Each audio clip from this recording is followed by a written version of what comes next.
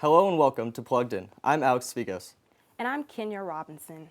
Plugged In is a product of the Schieffer Journalism Camp at TCU. The stories featured here were written and produced by 10 high school students from across the country. It's a new kind of learning, and it's happening right here at Reese Jones Hall on TCU's campus. Corinne Hildebrand has more on the new style of learning. Active learning is a new style of teaching that focuses on the interaction between students and their work. If you can engage the material and are forced to engage it, then you're much more likely to come to terms with it and understand it. Reese Jones is the newest academic building on campus, and it is unlike any other academic building. That the space is very flexible. Where there are no seats that are anchored to the floor, where all four walls of the classroom, unless they've got windows in them, are involved as pedagogical surfaces. So you can write on all the walls. Reese Jones has around 14,500 feet of writable wall space for students. They really love the writable walls, and we started with just one writable wall in the study rooms, and then they sent pictures to the provost, and eventually he decided to have them all painted so they can write on the walls or the glass walls, so they have 360 degrees to write. It's mainly the whiteboard stuff. I'm pre-med, and so I have lots of chemistry, and I'm doing physics right now stuff, and that's a lot of writing out equations, big problems, lots of variables, so it's nice to be able to just spread all that out on a giant whiteboard. And students and teachers say the new technology in Reese Jones makes it easier to interact with each other and the material. And they love Air Media because they can project their laptops to the computer in the study rooms as well. We put our business processes up on here so we can look at them while we're studying. We can pull up different videos of how to do certain math problems and stuff like that. Provost Donovan says the active learning movement has made the students more motivated to learn. They want to participate and to some extent control arguments. It allows us, for example, to move the tables around, to create space for discussion. Howard says the space in Reese Jones and the active learning environment provides the students with the opportunity to utilize those interactive elements. Corinne Hildebrand, South Elgin High School. After a successful academic year in Reese Jones, the staff is looking forward to making positive changes to better meet the TCU needs. When students return to campus next fall, they won't see the same library they saw last year. Here's Javier Velasquez with more details on the Mary Couts Burnett Library. Construction of Mary Couts Burnett Library began in late 2014 and will have emphasis on community space. The space will be highlighted by two sky bridges that will connect the library and the newly constructed Reese Jones Hall. In many cases, by night, there'll be portions of that building that can be used.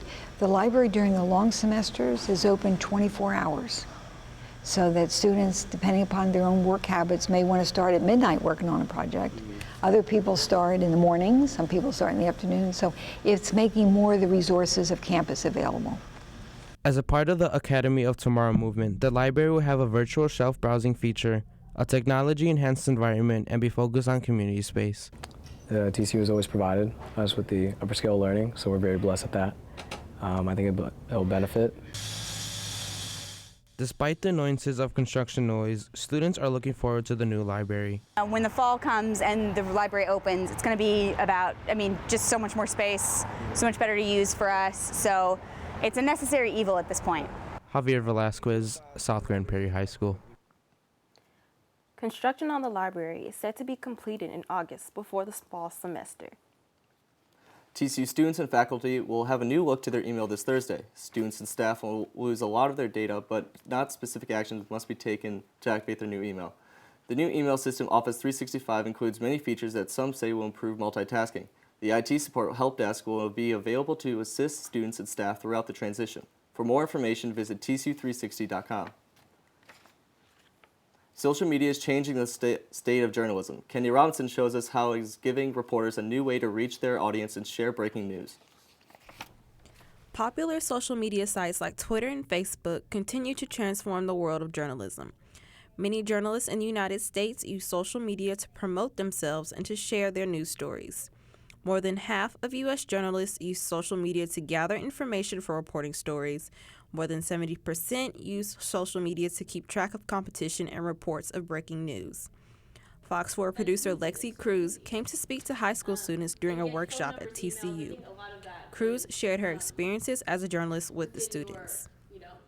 How has social media changed the face of journalism?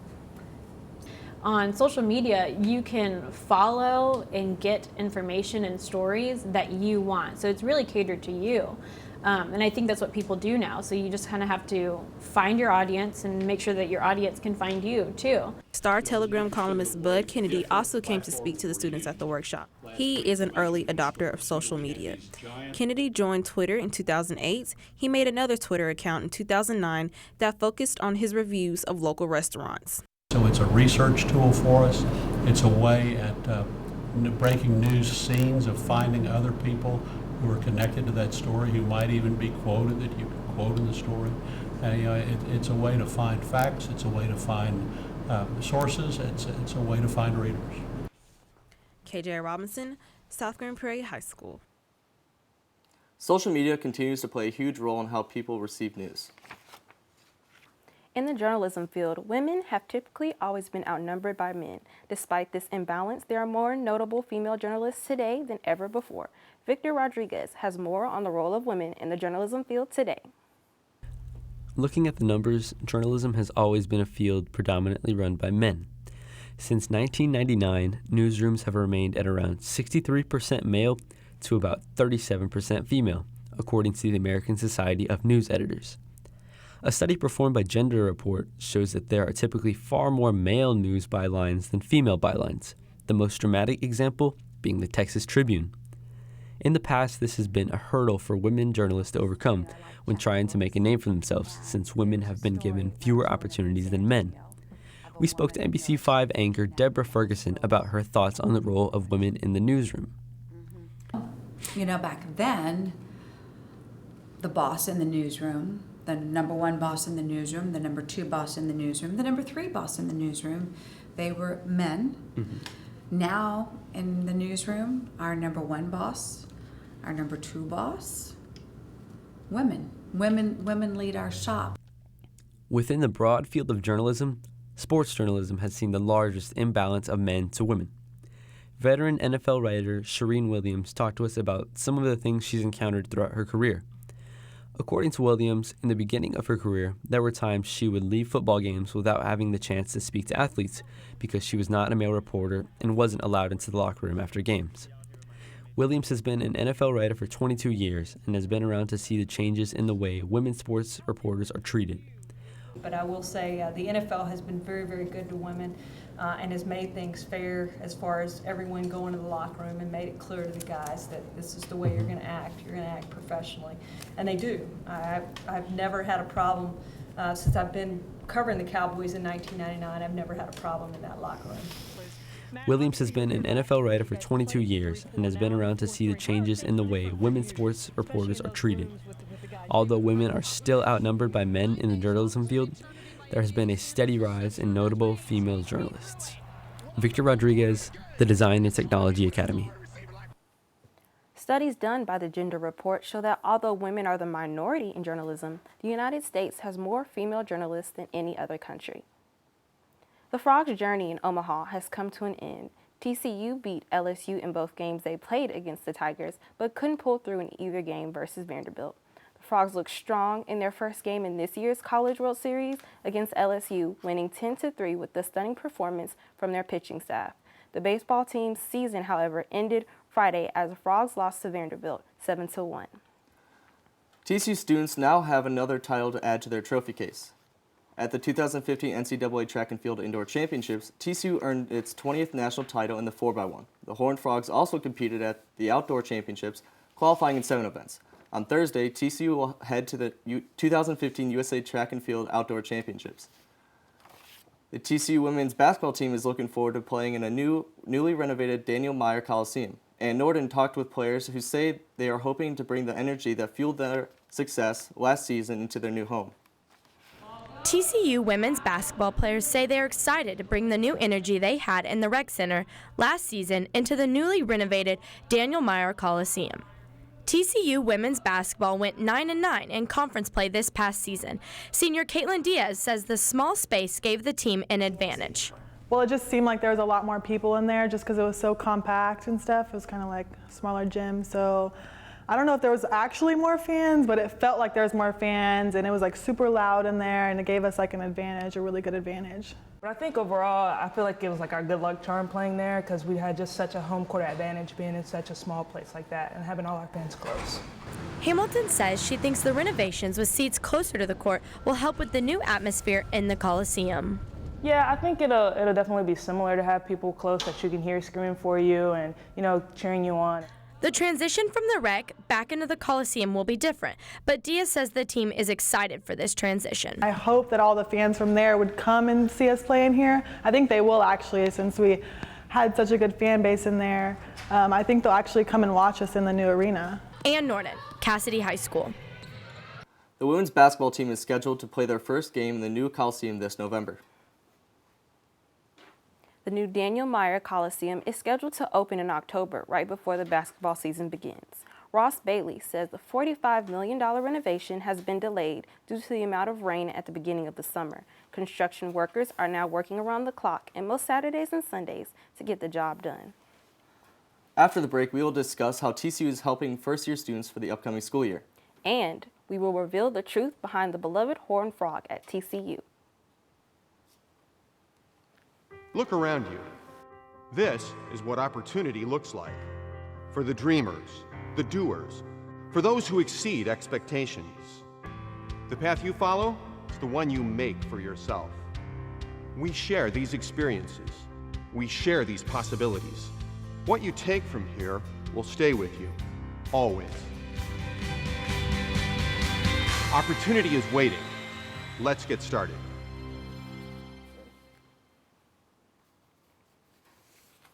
Welcome back. The TCU Admission Office anticipates the incoming class of 2019 to have a record number of students enrolled, says the Dean of Admission, Ray Brown. While the enrollment number will not be finalized until the fall, TCU is expecting about 200 more students than they originally anticipated.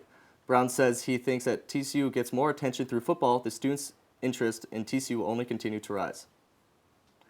Another school year is quickly approaching, and high school seniors are getting ready to apply for college. John Potabom talks with admissions to hear the suggestions for the application process.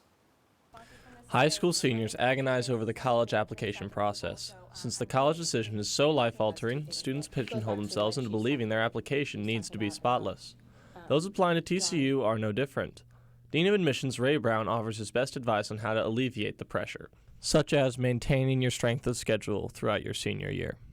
If you're looking at a selective, and certainly highly selective schools, you want this kind of trajectory. You want this kind of trajectory. You want toughest courses every year and straight A's every year. But failing that, this is what you want. You don't want to go this way. Bad news. Application deadlines are important to track. Early Action and the binding early decision are November 1st, with Early Action 2 coming January 1st and final deadline February 15th. Apply early. This year we had probably, maybe 20 valedictorians who did not apply early, who applied in our final reading period, who didn't get in. There are several other small short answer essays that students oftentimes will pay next to no attention to. So you've got this one really cleaned up major essay, and then, over here are these 2 or 3 other little short essays that, let's just hammer something out real quick on these. And so students don't pay enough attention to those kinds of things. John Potabom, Westminster Christian Academy. These tips that Dean Brown suggested can be used for those applying to college next year. A new sandwich shop is coming to the Strip on University Drive in 3 weeks. Jimmy John's is replacing Cold Stone Creamery. The restaurant will be accepting Frog Bucks and Campus Cash and will deliver to students and residents nearby. The franchise owner says they are looking to hire TCU students. They will start processing applications in the next 3 days.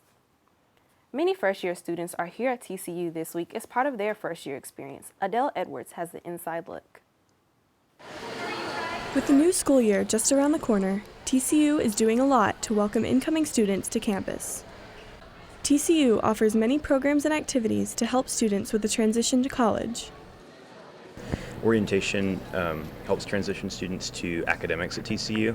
Frog Camp is more of the social, kind of out of the classroom side of college, and then Connections and Frogs First both take place when a student gets on campus. Lindsay Knight, the assistant director of the first-year experience at TCU, works with students to help them get used to college academics and meet with faculty.